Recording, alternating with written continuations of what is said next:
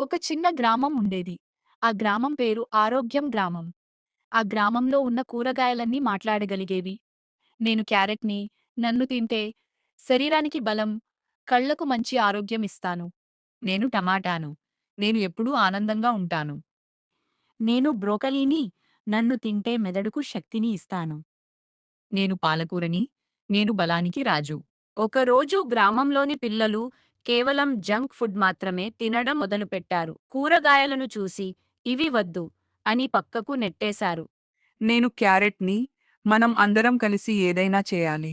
అందరూ కలిసి ఒక కూరగాయల పండుగ ఏర్పాటు చేశారు. పాటలు, నృత్యాలు, రంగులతో పిల్లలను ఆకర్షించారు.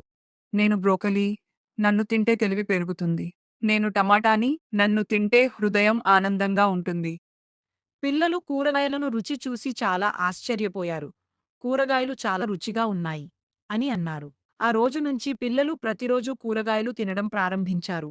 గ్రామంలోని అందరూ ఆరోగ్యంగా, ఆనందంగా జీవించసాగారు.